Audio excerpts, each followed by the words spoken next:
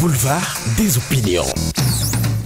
Les journalistes de Soleil FM analysent l'actualité. Mesdames et messieurs, une fois encore, bonsoir à toutes, bonsoir à tous, à vous qui nous suivez également depuis notre chaîne partenaire sœur Sika TV. Nous vous disons également bonsoir. Le débat sur le nouveau code électoral en cours d'élaboration au Parlement est toujours d'actualité. Les jeunes de l'opposition comme de la mouvance se sont invités tout récemment dans la danse. La semaine passée, ces jeunes ont décidé d'unir leur énergie pour défendre leur avenir politique, je dirais. Nous avons un jeune du mouvement des jeunes leaders avec nous ce soir dans ce studio. Il répond au nom de Roméo Aïssegbe, jeune acteur politique, membre du collectif donc des jeunes leaders politiques de la mouvance et de l'opposition contre le nouveau code électoral. Monsieur Roméo Aïssegbe, bonsoir. Bonsoir, monsieur le journaliste. Et merci d'avoir accepté notre invitation. Merci pour la considération. Alors déjà, la toute première question, une synergie d'action entre jeunes de la mouvance et de l'opposition pour mener un combat contre un projet de loi des députés de la majorité présidentielle. Comment vous êtes parvenu à cet accord? Premièrement, je dirais que c'est une spontanéité. Et pour les jeunes qui ne sont pas spectateurs de la vie politique, mais qui sont acteurs justement de cette question-là, ça a été une forme de bombe. Le jour même où nous avons commencé à entendre des rumeurs, et ça a été, l'explosion a eu lieu quand nous avons vu le porte-parole, je dirais le rapporteur de la commission des lois, sur le plateau d'une des télévisions de la place, qui a sorti un certain nombre de thèmes et de façon unanime, puisque vous savez que aujourd'hui le Bénin est autant physique que virtuel. Et donc les réactions sur les réseaux sociaux ont été unanimes. Et de façon à ne pas le faire ainsi, chacun de nous s'est senti menacé. C'est-à-dire que c'est sur les réseaux sociaux que vous vous êtes rencontrés? C'est-à-dire que, oui, justement, c'est vrai qu'il y a des occasions qui nous faisaient se saluer dans des bars et autres, mais de façon spontanée, des réactions sont venues de partout et on s'est retrouvés dans ce crise, dans l'obligation de nous unir contre ce que nous avons appelé un coup d'État contre la jeunesse. Un coup d'État contre la jeunesse. Mais déjà, avant d'aborder ce coup d'État-là, parlez-nous un peu du collectif. Vous avez parlé de la mouvance, vous avez parlé de l'opposition. Déjà, vous-même, vous êtes de quel bord? Vous étiez de l'opposition ou vous étiez de la mouvance? Aujourd'hui, moi, je suis de la mouvance. Et je dirais que dans les conditions actuelles, comme nous le sommes dit à partir du 15 août dernier à la conférence, c'est que le combat est au-dessus de ces clivages politiques. Au point où aujourd'hui, chacun de nous se dit soit de la mouvance critique ou de l'opposition critique. Parce que nous nous sommes rendus compte, si vous lisez, vous parcourez un peu le code en gestation, que ça réduit la jeunesse qui s'est autodéterminée pour aller vers la gestion de la chose publique, donc de la vie politique de notre pays. Ça les réduit à la courbette aux aînés qui sont censés aller à la retraite. Qu'est-ce qui vous fait dire ça? Qu'est-ce que vous reprochez au code, au nouveau code, justement, en cours d'élaboration? Quand nous regardons ce qui nous concerne, nous, en tant que jeunes, nous prenons juste d'abord la caution. Pour la question de la caution, avec sans hypocrisie, la morosité de la vie aujourd'hui, avec les difficultés financières que même les aînés qui étaient déjà en affaires disent, imaginez un peu les jeunes qui sortent un peu, qui sont en train d'émerger aujourd'hui et qui essayent, vaille que vaille, de vouloir se démerder avec leurs petites charges quotidiennes qu'on nous présente, qu'on multiplie par 24 le code, la caution existante. C'est-à-dire, quand on voit directement, pour être député aujourd'hui, qu'il faut qu'une liste de 83 députés, excusez-moi le terme, dépose 200 millions de francs CFA. Alors que les aînés qui sont là ont trouvé la vie un peu douce et eux, ils ne déposaient que 8 millions 300 000 francs. Alors, quand on voit que de 100 000, nous serions obligés à déposer des millions, alors que nous, jeunes qui nous déterminons aujourd'hui, depuis, vous le savez très bien, depuis 2007, 2015, 2016, on a constaté que tous les partis des aînés qui existaient ont été avortés de la jeunesse. C'est-à-dire que leur choix était carrément le contraire de ce que la jeunesse pensait. Et la jeunesse a dû s'autodéterminer pour se donner une vision claire de la vie politique. Et de plus en plus, nous constatons que cette jeunesse s'affirme en politique et de façon volontaire s'annonce candidat. Alors, des creusets, de nouveaux mouvements se créent, des candidatures s'annoncent sur les réseaux sociaux, effectivement dans les actes, et on les constate. Et aujourd'hui, quand nous constatons que cette caution a été revue à la hausse et que de toutes les manières, la vie du citoyen n'a pas encore connu d'amélioration, avec tous les garde-fous autour, on se demande si ce n'est pas une manière de serrer les taux et de faire retourner les enfants à la maison. Il y a une réorganisation politique aujourd'hui en cours. On parle désormais de grands regroupements. Est-ce que vous ne vous retrouvez pas au sein donc de cette réforme? Vous comprenez déjà que du moment où je me suis reconnu étant de la mouvance présidentielle, je ne me reconnais pas dans le BMP. Et quand je ne me reconnais pas dans le BMP, c'est un peu comme, je sais pas, hein, nous sommes en train de jouer à un jeu politique aujourd'hui où des aînés se trouvent beaucoup plus frustrés du fait que, avant le choix des candidats pour les élections présidentielles, beaucoup de jeunes ont déjà créé des mouvements par-ci par-là pour soutenir tel ou tel candidat, qui spécialement n'étaient pas des politiques, qui n'étaient pas propriétaires, excusez-moi, entre griffes, des partis politiques. Parce qu'aujourd'hui, dans les conditions actuelles, c'est que chacun, quand on voit les partis politiques, on connaît les patrons de ces partis politiques-là. Et cette jeunesse qui s'est indépendamment décidée d'aller dans l'autodétermination, d'aller vers un choix qu'elle a estimé être le choix de la jeunesse, ou une forme de dynamisme vers la rupture, ou un nouveau départ, se retrouve aujourd'hui à devoir faire le retour du chemin, parce qu'en réalité, ce qu'on espérait n'est plus le cas. C'est-à-dire nous sommes retrouvés bloqués par la question des moyens, avec les garde-fous qui sont en cours actuellement. Et aucun n'est plus fier aujourd'hui quand vous demandez à un jeune qui fut-il responsable des jeunes dans tel ou tel parti, il n'est plus fier de dire qu'il est responsable de tel ou tel parti, de jeunes de tel ou tel parti. Lui-même veut être dans un creuset de jeunes. Mais nous savons aussi qu'en étant entre creusets de jeunes, nous n'avons pas les moyens de répondre favorablement à cette question de hausse de la caution. Vigile Awansé, bonsoir à vous. Je sais que vous avez suivi notre invité, Roméo Aïssigui.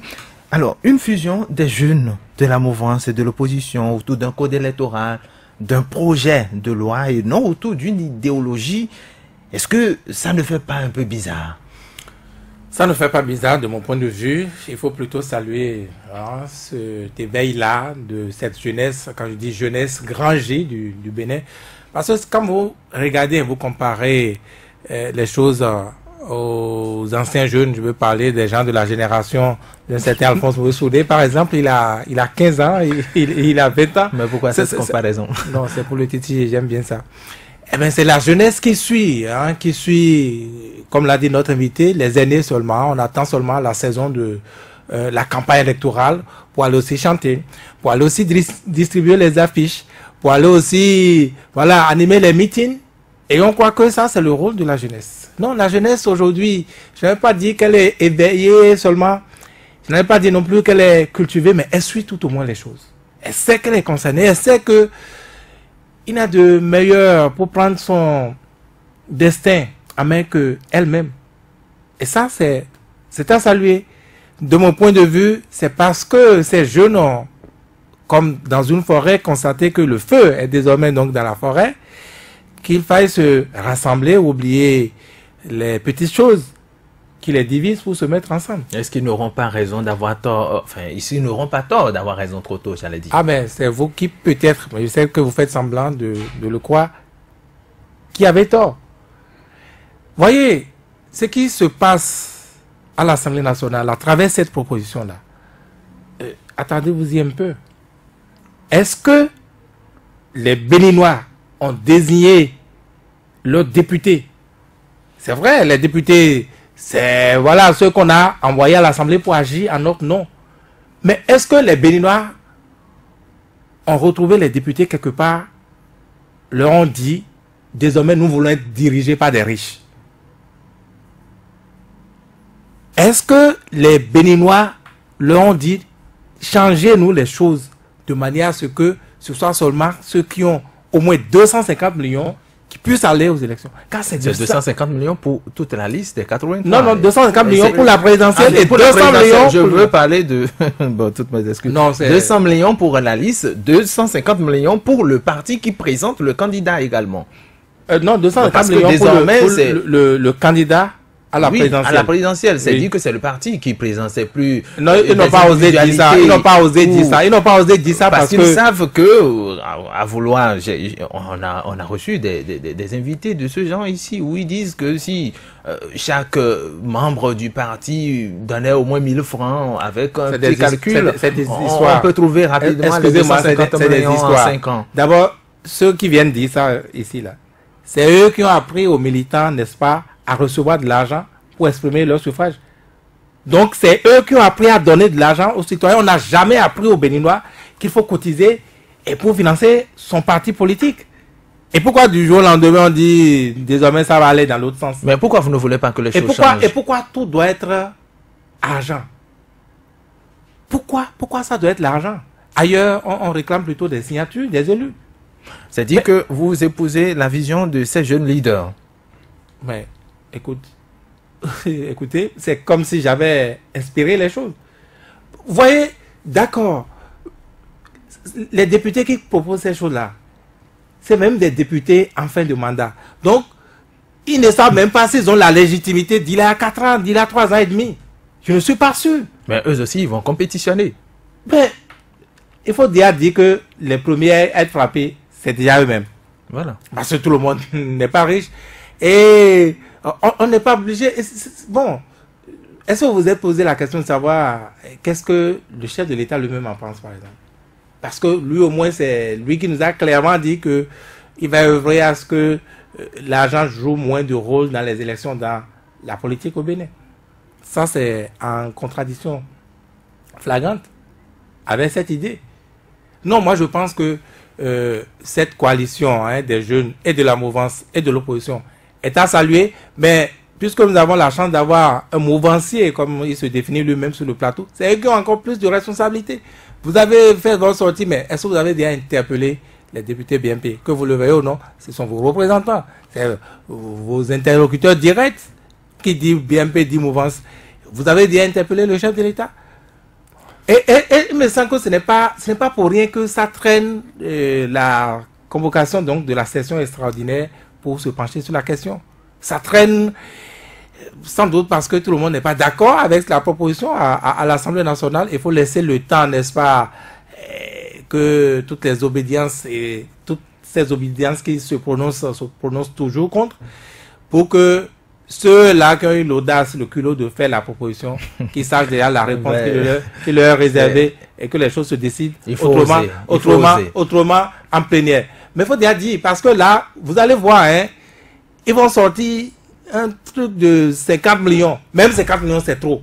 Moi, je pense que, vous voyez, l'argent peut pas. Ils avaient déjà proposé 50 millions et je crois les organisations de la société civile lors de leur conclave avec le président. À l'hôtel Azalaï. Tout à fait. Et ça n'avait déjà pas été accepté. Voilà. Maintenant, Alphonse Moïse Soudé, un regroupement ou une fusion des jeunes de la mouvance, de l'opposition. Est-ce que je parlais tantôt d'un mariage incestueux. Est-ce que vous ne voyez pas que c'est un combat perdu d'avance? Non, ce combat n'est pas perdu parce que si ces jeunes-là ne se prononcent pas, ils ne seront pas positionnés sur la liste. Mais est-ce qu'il y a de l'objectivité dans la démarche? Oui, vous savez, ce qui se passe là, on dit de donner 200 millions par liste. Imaginez une liste composée de rien que de jeunes. Où est-ce qu'ils vont trouver les 200 millions? Ils ne peuvent pas trouver les 200 millions. Parmi ces jeunes-là, il y a des gens qui sont des chômeurs. Il y a des gens qui ne gagnent pas. Ils ne vont pas quand même mettre... Donc, vous voulez dire que ce sont les chômeurs qui viennent à la politique? Je n'ai pas dit ça. J'ai dit c'est un regroupement de jeunes de toutes les classes sociales. Et c'est impossible que les gens mettent la petite fortune qu'ils ont dans la politique. Mais ce qui va se passer, et je dis, Vigile a déjà demandé à notre invité, est-ce qu'ils ont eu le temps d'interpeller le BNP? Est-ce qu'ils ont eu le temps d'interpeller le leader? Mais ce qui va se passer, et je dis bien aux députés BNP, ils seront tous balayés. Ils seront balayés. Parce que le chef de l'État, c'est le peuple qui décidera. Le chef de l'État milite pour le renouvellement de la classe politique. Le chef de l'État est capable de donner les 200 millions à sa liste à lui. Et il va positionner ces éléments. Et les éléments du BNP ne vont pas se retrouver sur cette liste. Parce que on ne fait pas l'analyse. On pense que on veut bloquer d'autres personnes, mais on se bloque soi-même. On se bloque soi-même. Et je suis d'accord avec ces jeunes parce que la politique, c'est pas de la plutocratie. C'est pas pour ceux qui sont riches. Vous pouvez être riche et ne pas être intelligent pour faire la politique. Alphonse, vous pouvez être riche pour ne pas avoir un bon projet de société. Donc, ce n'est pas l'affaire des riches. On doit permettre, je suis d'accord, certains ont dit, écoutez, il faut parcourir les 77 communes et exiger des candidats des signatures. Ce n'est pas l'argent qui règle le problème.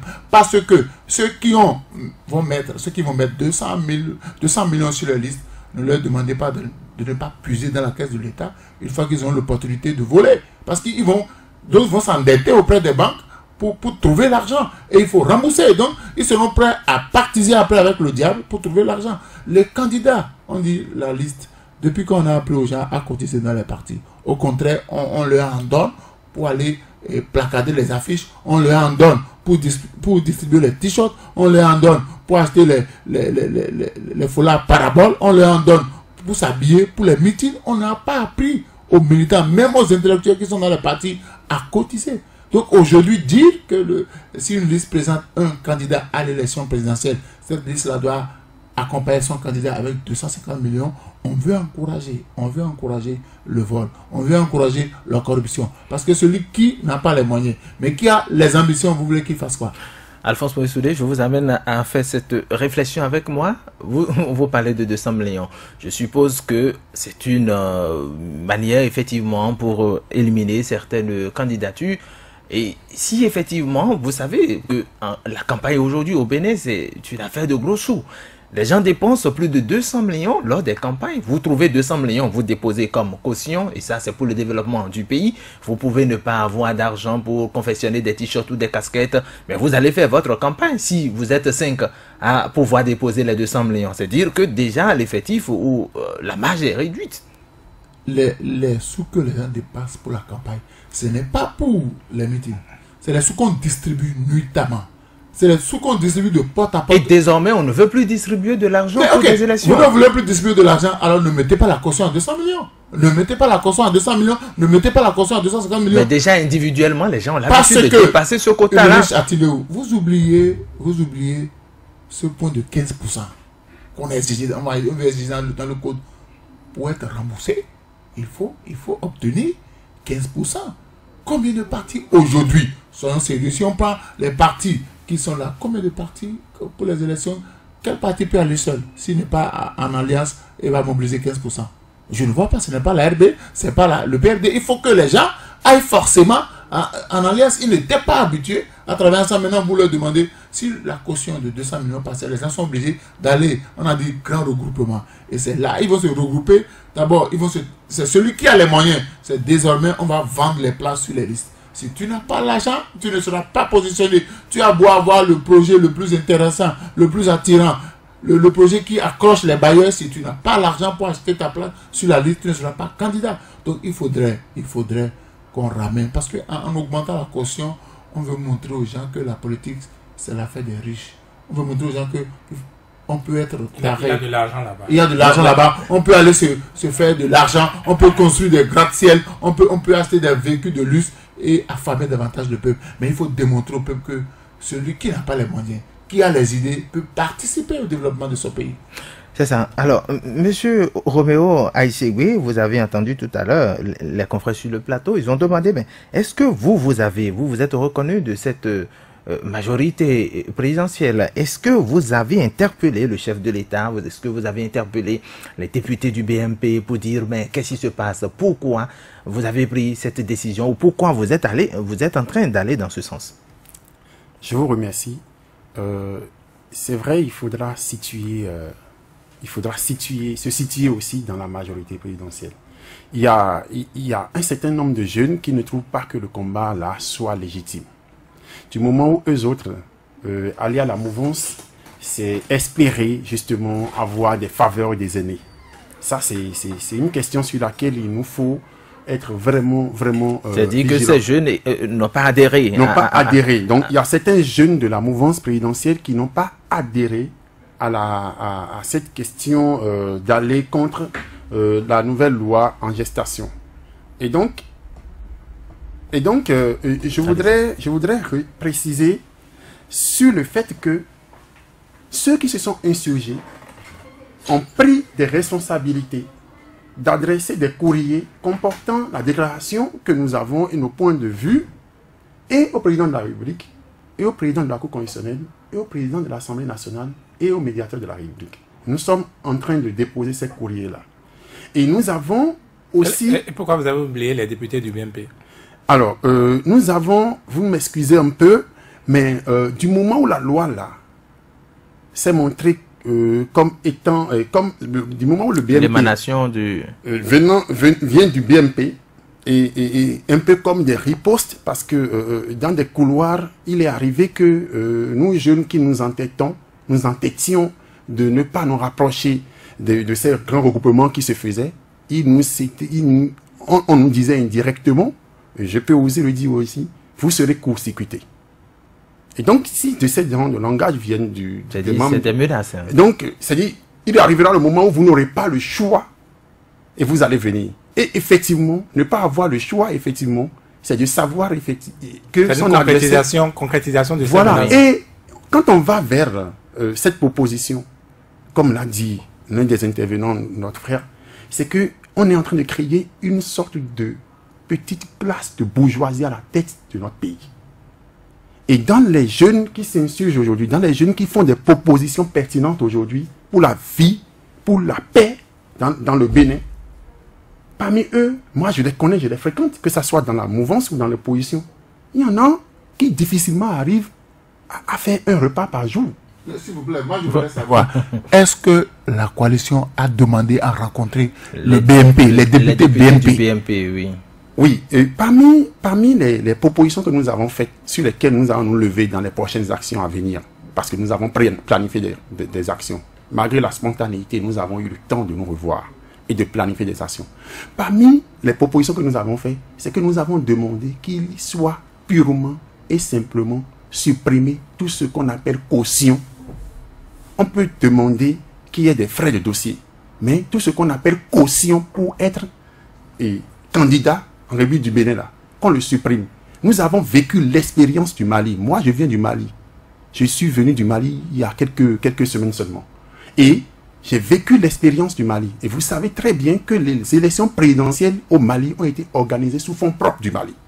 Ces dernières élections, vous pouvez enquêter. Je suis proche des deux camps. Je suis proche de IBK. Et je peux vous dire que les élections présidentielles au Mali ont été organisées sous fonds propres du Mali, sans aide de la communauté internationale. Et si c'est le cas, pendant qu'ils ont fait cela, cette expérience, ils n'ont pas augmenté les cautions. Ils n'ont pas limité les candidatures. Ils n'ont traité d'aucun nom les autres candidats. Et si, dans ce petit Bénin, où on veut gérer des budgets de 2010 milliards et autres, on nous demande d'avoir de ces genres de cautions, c'est une manière de dire choses publiques aujourd'hui, choses politiques aujourd'hui nous concernent. Et l'autre parenthèse qu'il ne faut pas ignorer, nous ne sommes pas en opposition aux aînés, mais comprenez que c'est eux-mêmes qui sont à l'origine des lois qui ont régi la vie dans la fonction publique, qui donnent retraite à celui qui fait 30 ans en fonction publique. Ceux-là qui sont du BMP aujourd'hui, je ne veux pas les nommer. Vous savez très bien qu'ils ont, si c'est 2 retraites, certains ont déjà fait. Si c'est deux fonctions publiques, certains ont déjà fait. Et est-ce que leurs propres enfants qu'ils ont à la maison, s'ils sont des pères, des mères éducateurs, si leurs propres enfants qu'ils ont fait, qui seraient en train d'avoir 50 ans, 60 ans aujourd'hui, selon eux, l'éducation qu'ils ont donnée à leurs enfants, est-ce que leur enfant n'est pas capable de réfléchir? Non, que les enfants attendent d'être aussi à la retraite Alors, avant de commencer une carrière si politique. nous continuons dans ce sens, c'est pourquoi nous voudrions, même si nous n'avons pas les moyens financiers et matériels, nous voudrions que ça soit un bras de fer entre le BMP et la jeunesse. Je dis la jeunesse en entière. C'est que nous avons besoin, nous jeunes, quand nous serons aux affaires, qu'il y ait des aînés qui observent et qui nous appellent pour nous dire allez dans ce sens, allez dans ce sens.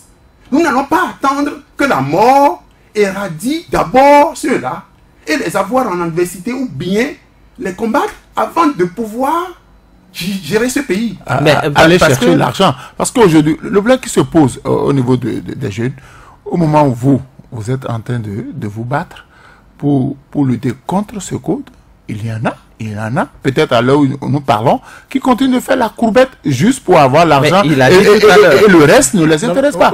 Donc il faut d'abord nettoyer l'écurie. Quand on dit jeune, ce n'est pas question de mouvance d'opposition.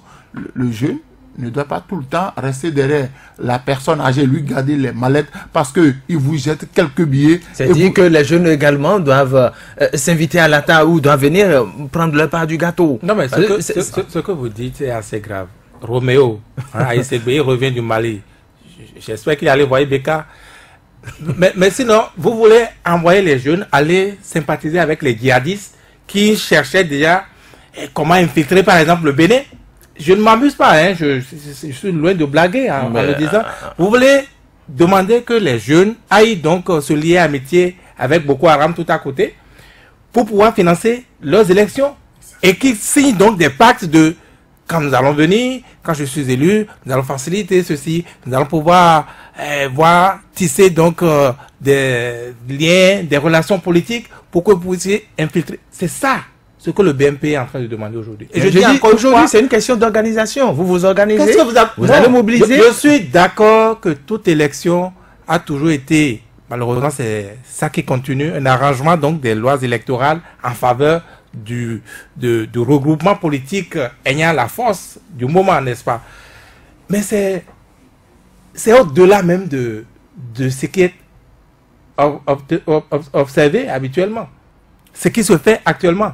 Voyez, le BMP, puisque c'est quand même ce regroupement qui a encore une fois demandé ça. Le BMP qui dit qu'il a quoi? Des farfelus. Des farfelus. Des candidatures fantaisistes. Oui. Et que c'est pour... Mais si nous, peut-être même qu'ils sont de... Enfin, je ne vais pas insulter, mais ils ont quand même dit farfelus, fantaisistes. Supposons qu'ils sont des fantaisistes eux-mêmes. Nous, on a bien fait le choix de ces types de fantaisistes, n'est-ce pas? Où est le problème? Si les Béninois nous ont dit que c'est un fou qui va nous diriger, le BMP se trouve plus intelligent que les Béninois, tout le peuple, pour dire que c'est lui qui... Je dis encore une fois, c'est les députés qui vont nous écrire les lois électorales, qui vont nous écrire les lois, mais pas réviser la Constitution, pas agir comme si... Ils ont également cette possibilité. Vous parlez de quoi? La révision de la Constitution, c'est parce que ça a échoué tout récemment au Parlement. Vous avez dit que ça a échoué. Donc moi, je fais même plus ce débat-là. Je veux dire que leur légitimité leur permet d'agir jusqu'à un certain seuil. Et apparemment, ils sont en train de prendre la place du peuple, ils sont en train d'agir à la place du peuple. Et ils sont les représentants du peuple. Vous avez dit représentants et pas le peuple. Vous avez dit représentants. Ils agissent en votre nom. Il me semble qu'on ne se comprend pas. Il me semble qu'il a des décisions. Tout le monde ne peut peut-être pas intervenir dans le débat. C'est pourquoi nous les avons... Et c'est ça que... On a opéré ce choix pour qu'ils nous représentent à l'Assemblée nationale. C'est ça que toutes les législatures ont toujours fait. Voilà, mais donc ce qu'ils sont en train de faire également, je veux dire, c'est légitime. Riche, on a demandé, le chef d'État l'a dit, il faut que on ne permette plus à l'argent de s'inviter dans la politique. Il faut qu'on ne permette plus à l'argent de prendre d'assaut la politique. Mais quand vous demandez à une liste de donner 200 millions, si vous descendez un peu entre-temps, c'était les transitaires qui mettaient l'argent dans la politique. Est-ce qu'aujourd'hui, les transitaires là en ont encore? Combien de transitaires ont encore d'argent aujourd'hui pour soutenir en sous-main les hommes politiques? Combien d'hommes d'affaires aujourd'hui? Combien d'opérateurs économiques gagnent encore les marchés au pays pour donner les 200 millions? Vous voulez demander à des gens de trouver 200 millions. Ils vont s'endetter. Celui qui s'endette auprès de la banque pour être candidat, quand il va arriver au pouvoir, premier réflexe, il va voler pour rembourser ce qu'il a pêché à la banque. Enfin, parce qu'il ne voudra pas qu'on dise que le député est en prison ou en tout cas des démêlés avec tel homme. La banque, donc, il va voler, il va pactiser avec les gens pour rembourser d'abord ses dettes. Monsieur Romain Aïssegui, vous étiez en train donc de parler de la caution, c'est de l'argent, mais créer un regroupement du genre, mouvance opposition, c'est également de l'argent. Vous avez dit, vous avez tout un chronogramme. Est-ce que vous avez un mentor politique derrière qui vous... Parce que c'est possible, hein, c'est possible. C'est justement la surprise que nous avons créée. Et c'est en cela que chacun des membres de ce collectif-là se rend compte que même leurs aînés politiques, quoi qu'opposition ou mouvanciers, trouvent leur intérêt dans cette proposition de loi. Bien sûr. Et donc, nous n'avons pas été accompagnés et nous n'attendons même pas d'accompagnement physique et financier. Nous voulons des accompagnements physiques, nous voulons des voies morales. Nous voulons ceux qui comprennent et comprendront le bien fondé de notre soulèvement pour l'instant verbal. Parce que ce que nous sommes en train de dire, n'oublions pas, notre collègue l'a dit tout à l'heure, notre frère sur le plateau l'a dit tout à l'heure, la jeunesse était dans une fonction peut-être selon eux légitime d'aller coller des affiches, d'aller mobiliser la masse, de faire l'éloge des leaders de ces partis, de ces leaders-là, et face à leurs semblables. Aujourd'hui, la jeunesse dit, nous avons cessé d'être ceux qui restent derrière la charrue. Nous avons cessé d'être ceux qui sont des éternels faiseurs de rois. Vous refusez d'être instrumentalisés. Et nous avons dit que nous allons gagner. Et je peux vous dire que par expérience, moi, j'ai été dans... j'ai milité pour des candidats pour qu'ils accèdent à des postes électoraux, en tout cas à des postes de responsabilité aujourd'hui, sans électif, sans avoir pris de l'argent chez eux.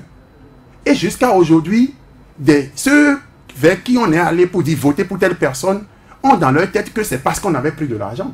Et ceux-là, que ce soit de l'opposition, de la mouvance, nous voient devant la scène aujourd'hui, se sentent menacés parce qu'ils savent eux-mêmes dans leur cœur. Ceux qui entendent Roméo Aïssegbe aujourd'hui à la radio ou me voient à la télévision en train de parler, des élus que je connais, savent de quoi je parle. Ils ont peur quand ils ont appris que ceux-là veulent aller aux élections. Parce qu'entre-temps, ce qu'on leur mobilisait comme voix, avec notre énergie, comme si nous annonçons la bonne nouvelle au peuple, nous n'avions pas pris de l'argent chez eux, qu'ils soient milliardaires ou pas. Je les défie.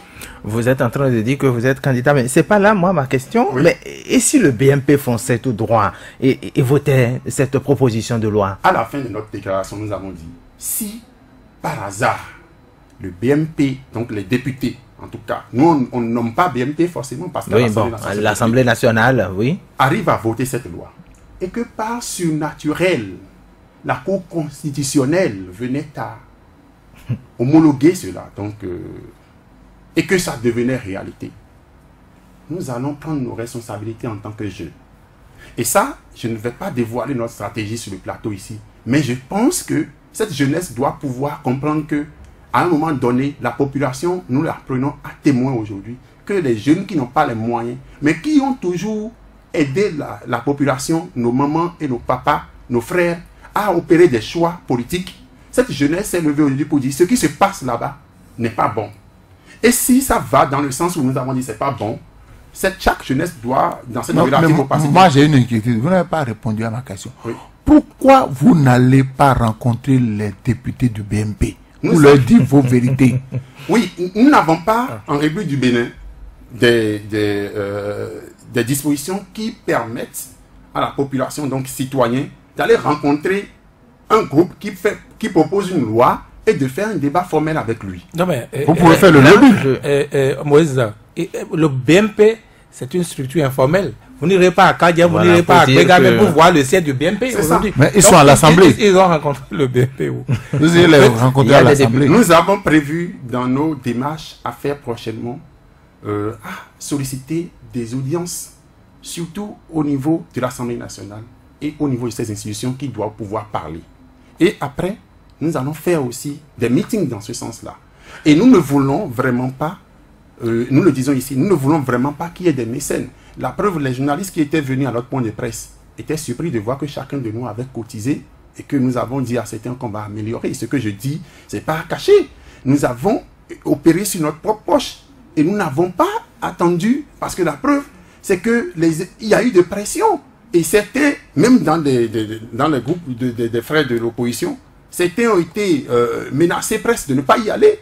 Et d'autres ont avancé comme argument que ceux de la mouvance qui se lèvent pour faire ça, il suffit qu'on les appelle dans des cases et qu'on leur parle, et que le président leur parle, et ceux-là vont se désolidariser. Moi, je parle au nom, parce que le choix, c'est personnel, on n'accepte pas au sein de la mouvance. Je dis aujourd'hui, moi, je ne suis pas contre le président Patrice Talon, je ne suis pas contre le régime en place, mais je trouve que cette loi est liberticide. Je trouve que cette loi nous exclut de la scène politique. Et si je dis que je suis de la mouvance, c'est parce que je suis d'une certaine manière acteur politique.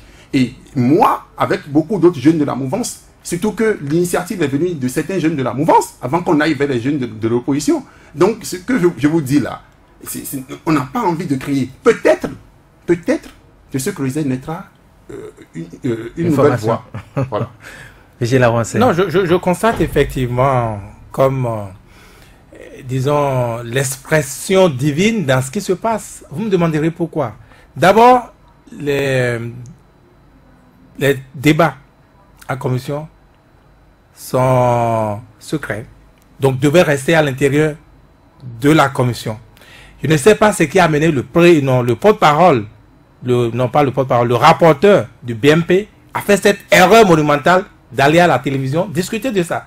Vous pensez que c'est simplement de sa propre volonté? Je crois qu'il a une main divine. Voilà, c'est ça que c'est plus que Dieu. Une main visible. Enfin, voilà. Il n'a pas pu faire ça comme ça, de lui-même. Sans doute. L'opposition et la mouvance, les jeunes surtout. Parce que dans ce studio, on a toujours déploré l'inaction. Les jeunes qui subissent, même pas les jeunes seulement, les Béninois qui subissent, ça nous arrive. Ah oh, ils ont voté les jeunes vous disent que c'est fini, c'est fini. Vous pensez que c'est la fin de l'instrumentalisation de la jeunesse? Moi, je ne parle même pas de...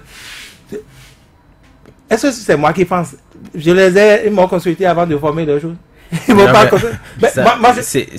Ils sont quelques peut-être jeunes au sein de ce regroupement. Il y a une autre jeunesse peut-être qui ne se retrouve pas au sein de ce qu'ils sont en train de faire. Peut-être, je vous le concède. Je vous le concède. Mais ce n'est jamais quand on a parlé de Burkina. C'est pas, je sais pas combien de millions ils sont qui ont fait ce qui s'est passé pour que, comparés, sont en train d'errer, enfin, je ne dirais pas errer. Choisissez les mots. Je ne vous interromps pas. À Côte d'Ivoire aujourd'hui. Je ne vous interromps pas, mais je suis membre du ballet citoyen. Bon, voilà. Et en 2014, j'étais au Burkina Faso quand on a fait partie Blaise Compaoré. Mais dans un pays, vous êtes un citoyen africain. Dans un pays, on peut avoir de gros enfants qui, après les élections, vont croiser les bras et attendre encore 5 ans, attendre la fin du mandat pour dire, bon, on va aller aux élections. Et qu'est-ce qu'ils font souvent? C'est ça les Béninois. Ils prennent de l'argent et puis ils renouvellent le contrat et les martyrisent. Et ils passent leur temps à crier. Nous, malheureusement ou heureusement, on est des journalistes et on est là à ressasser ça tout le temps. Un pays, ça ne se développe pas comme ça. Donc moi, je salue encore cet éveil-là des jeunes. Ce n'est pas une question de classe, ce n'est pas une question de, comment vous avez appelé, opposition, mouvance. Non, il ne s'agit pas de ça, il s'agit de la maturité. Et je crois que c'est une maturité. Si c'est une bonne chose, eh bien, il faut saluer. Alphonse Moïsoulé, est-ce le début d'une césure au sein de la mouvance de la majorité présidentielle? Nos amis sénégalais disent, il y en a marre. Il y en a marre. Parce que, vous savez, quand vous instrumentalisez, qu'est-ce qui se passe quand la campagne approche? On va vers les jeunes, on organise des compétitions de tournois, c'est la rentrée, on donne des cahiers, on donne des livres, on subventionne certains écoliers parce que en visant les parents, on aide les enfants. La cible première, ce sont les enfants, mais en réalité, on est en train de viser les parents, on aide les gens, et dès que ceux-là sont élus, on vous tourne dos. Et je crois qu'il est temps que les jeunes comprennent, parce qu'il y a des gens, il y a des jeunes qui ne travaillent pas, j'en connais qui ne travaillent pas, mais tout le temps vont chercher de l'argent chez les autres pour vivre. Ça ne se passe pas comme ça. Celui qui ne vous permet pas de travailler, celui qui ne vous encourage pas à travailler, qui vous donne de l'argent, qui met à votre disposition les moyens pour que vous puissiez faire sa politique à lui, ne vous aime pas. Et je crois que ce n'est pas sur le code seulement que les jeunes vont réagir. Il faut que cette coalition joue la veille citoyenne. Parce qu'il y a d'autres lois qui vont venir. Et ce n'est pas seulement la caution, il y a d'autres lois. Justement, il y a d'autres éléments dans ce code-là. Et moi, j'aurais souhaité aussi que ces jeunes-là se prononcent sur tous les éléments importants. C'est pour ça que je parle de l'action divine. Ces jeunes-là qui peut-être hier ne s'entendaient pas, servaient chaque épouse dans son camp, dans sa case. Ils se sont mis ensemble aujourd'hui pour dire non à ça. Donc, que ça continue. Parce que ces jeunes, tous autant que chacun a ses amis au niveau du BMP, chacun a ses ramifications au niveau du BMP. Il va falloir jouer sur ça. Parce que les députés ne peuvent pas tout le temps jouer la sourde oreille. Mais je répète, les premiers qui seront frappés par cette loi, si elle était votée, c'est encore ceux qui sont en activité. Il y a certains, vous savez, dans la loi, on a dit, si vous êtes condamné à 3 mois d'emprisonnement avec sursis, vous n'êtes plus éligible. Ouais. Vous n'êtes plus éligible. Et j'ai dit sur ce plateau, il y a des gens qui ne savent pas faire. À partir de janvier, c'est à la queue leu qui seront condamnés. 3 mois avec sursis, 3 mois avec sursis, ils n'auront plus la possibilité. Il y a encore cette affaire de quitus fiscal qui sera donnée par le directeur général des impôts, nommé par le chef de l'État. Donc, qu'ils sachent qu'on va les utiliser au moment opportun. Ils n'auront pas le quitus fiscal parce que la plupart d'entre eux ont des sociétés. Ils n'auront pas le quitus fiscal. Ça ne va même pas être seulement une affaire entre eux députés parce que leur sort est naturel et connu. Je n'invente rien. Quand vous prenez les législatures, elles se sont toujours renouvelées à plus de 80%. Donc, il n'y aura pas de miracle. Il est presque certain qu'à plus de 80%, ils ne reviendront pas. Donc, ceux qui frappent aujourd'hui le plus, c'est encore les jeunes, c'est encore ceux qui ont des idées, qui pensent qu'ils peuvent, n'est-ce pas, les valoriser dans ce pays-là. Et les jeunes qui comprennent que on ne peut pas à chaque élection aller renouveler un pacte avec le diable. Et oubliez que cet argent que vous prenez, oui, c'est moi qui suis avec tel député, c'est moi qui suis le lieutenant de tel député, vous avez de l'argent, et après, demain, vous n'avez pas les emplois. Vous commencez à crier au chômage à ceci. Parce que quand vous le faites, ceux-là que vous placez, c'est eux qui placent d'abord leurs enfants. Allez, on a dit à l'Assemblée nationale. C'est de l'autorité publique. L'enfant de tel député, c'est lui qui est... L'administration parlementaire, je le dis à la radio, l'administration parlementaire est remplie d'enfants, de parents, de ceci, du député. Authentique. D'ailleurs, le scandale, ça a circulé sur les réseaux sociaux. Comme on a au Bénin, ça s'est tué comme ça. Personne n'a pris. C'est ça votre mouvement. Vous devrez en principe prendre, vous n'étiez pas né encore, ces genres d'éléments, ces genres d'actualité pour conscientiser les jeunes. On est là, tout le monde donne. Le mouvement n'était pas né, il était lui-même. Roméo Aïsségui était c'est ce que je dis. C'est ce que je dis. Il faudrait éveiller les jeunes. Il faudrait pouvoir expliquer. Il ne s'agit pas de dire c'est l'affaire des politiques. Parce que quand vous prenez l'argent, on dit, certains jeunes m'ont dit, non, quand ils vous proposent l'emploi, ce n'est pas évident, quand vous trouvez l'emploi après, il vaudrait mieux prendre l'argent en même temps. Ah non. Parce que quand vous les envoyez là-bas, quand ils arrivent là-bas, ils vous oublient, ils passent d'abord à leurs parents. Donc, il va falloir que les jeunes réfléchissent davantage. Roméo Aïsségui, bon, parlons rapidement d'autres points de ce code-là qui quand même vous dérange un tout petit peu. C'est vrai que c'est la jeunesse qui s'est réunie. Oui. C'est la jeunesse qui pense à un certain nombre de choses. Mais nous avons réfléchi aussi au-delà. Vous savez, il y a un certain nombre de points qui, pour nous intriguent. C'est le fait qu'on sente dans certains articles qu'ils ont spécialement été taillés sur mesure visant X ou Y. Nous avons vu des tentatives de proposition de mandat unique par la révision, par la voie référendaire, en tout cas, de toutes manières, par la voie de la révision de la Constitution, qui n'a pas marché. Et ce que ça portait, selon moi, en tout cas selon certains, c'est que quelqu'un qui a été président ne devrait plus revenir pour être président. Et je crois que ça a été partagé, beaucoup de personnes ont dit. Mais quand on voit des partis où aujourd'hui, nous n'avons pas 5 anciens présidents au Bénin, encore vivants. Nous n'en avons que 2.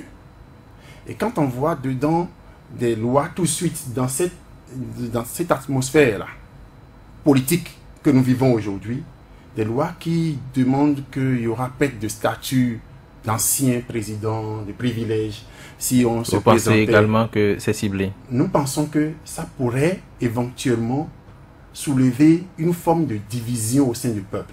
C'est-à-dire, nous sommes jeunes, nous sommes en train d'aller vers une troisième voie, celle qui demande à ce que tout le monde s'unisse pour la cause du peuple. Et quand on voit directement dans une loi qu'une personne, parce qu'aujourd'hui ils sont des individus ressortissants d'une localité, et ayant été président de la République, ils ont de fief, parce que c'est seulement à partir de 2016 qu'on ne sent plus un homme politique ou président ayant de fief. Mais avant, quand ceux-là étaient présidents, ils étaient élus par un fief. et ils sont demeurés amis de leur fief. Quand cette population va constater que certaines personnes sont en train d'être écartées de la gestion de la vie politique de notre pays, ça va créer ce que nous avons vu ailleurs. Et ce n'est pas tant aussi que cela aille à la retraite. Nous avons constaté que les mêmes qui sont en train de tailler cette loi n'ont pas mis dans ce code. Nous voulons, si on veut maintenir, qu'on mette la limitation du mandat à l'Assemblée nationale à 2. Qu'on aille à respecter le code de travail. Parce que ceux qui sont à l'Assemblée nationale sont en train de travailler pour le peuple. Et on a déjà limité dans le code que si tu travailles 30 ans dans la fonction publique, tu es appelé à valoir tes droits à la retraite. Les gens ont déjà fait 25 ans à l'Assemblée. Il faut qu'ils aillent à la retraite. Qu'ils soient dans le camp de l'opposition ou de la mouvance. Nous, notre motion est que ceux-là aillent s'asseoir. Parce que demain, ce qui va se passer, c'est que la jeunesse va manquer de l'arbre à palabre. La jeunesse va manquer de qui, vers qui aller pour demander, on a telle loi à l'Assemblée qu'on est en train de discuter. Papa, Pépé, Mémé, comment allons-nous faire? Si toi, tu es là jusqu'à ce que... Ça pose pas de problème. C'est déjà à l'Assemblée. Voilà, si toi, tu es là et que... la loi, donc, si tu es à l'Assemblée et que la jeunesse trouve que ce qui est bon pour 20 ans à venir, tu n'es pas dans le schéma. Alors que nous-mêmes, on est conscient qu'à la maison, on dit quelque chose dans notre langue. Permettez-moi de le dire dans ma langue maternelle. Allez-y. Son âge est en train d'agir sur sa caution morale. Est-ce que ce n'est pas valable pour ceux-là? Ce n'est pas valable pour ceux qui sont à l'Assemblée, qui votent des lois. Ça veut dire que les lois sont remises en cause, s'il vous plaît. Si du moment où d'autres parlent, et on voit que son âge a fait qu'il est en train de délirer. Puisque Robert Dossois parlait dans ce pays, j'ai entendu des commentaires. Et d'autres personnes ont parlé dans ce pays, j'ai entendu des commentaires. Et si dans le même cas, on est ceux-là, tailler des lois pour penser qu'on va vivre, ou bien vous voulez que le pays, la population vieillisse? Non, quand même. Donc, d'une certaine manière, cette jeunesse qui, aujourd'hui, sort des frontières régulièrement. Moi, je fais partie des lobbies où je suis régulièrement sur d'autres fonds sur le continent et en dehors du pays. Et ce que je vois comme jeunesse qui se soulève aujourd'hui, je peux vous dire que des expériences ont montré, actuellement des réunions sont en cours au Burkina Faso, où on se reproche nous-mêmes le fait d'avoir chassé Blaise Compaoré et d'installer Compaoré Blaise. Et donc, comprenez que la jeunesse est en train de s'insurger aussi là-bas pour entrer en politique. Parce qu'il ne suffit plus d'utiliser la jeunesse, comme nous l'avons fait au mercredi rouge ici, pour chasser INS et installer INSPRIM. Il faut que nous soyons dans le dynamisme, que nous avons une vision désormais, et non que quelqu'un vienne frapper à notre porte, laisser des billets, laisser des t-shirts pour dire, allez, venez, on va marcher. Et renouveler votre galère. Voilà, renouveler notre galère. C'est ça. Donc, je pense que c'est logique là, c'est ça que nous voulons. Vous aurez tout à l'heure une minute pour conclure. Gilles Awansé. J'aurais aimé ne pas dire ça, puisque ce n'est pas le moment de le dire, mais je dirais à Roméo, à ICP, oui. Et à ses compères qu'on ne dit pas ce qu'ils disent là pour venir faire comme les aînés.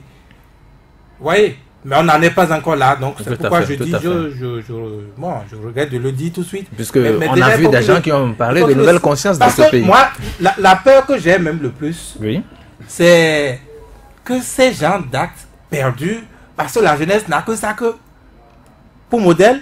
Et bon, voilà, tout le monde se bat, même les Roméos se battent pour pouvoir être là, pour profiter des mêmes privilèges. Ce n'est pas bon. On tue le pays. On tue le pays. On ne donne pas la chance. On croit que, bon, voilà, il faut venir pour se servir. Il faut faire en sorte que les mêmes chances soient données à tous. Après, c'est le Bénin, hein, et ça appartient à tous les enfants du Bénin. Ce n'est pas seulement ceux qui ont eu la chance de se faufiler, de tailler des lois pour se maintenir au pouvoir. Ce n'est pas seulement à eux. Vous voyez? Donc, encore une fois, jeunesse, mais pas jeunesse pour faire comme ceux qu'on décrit.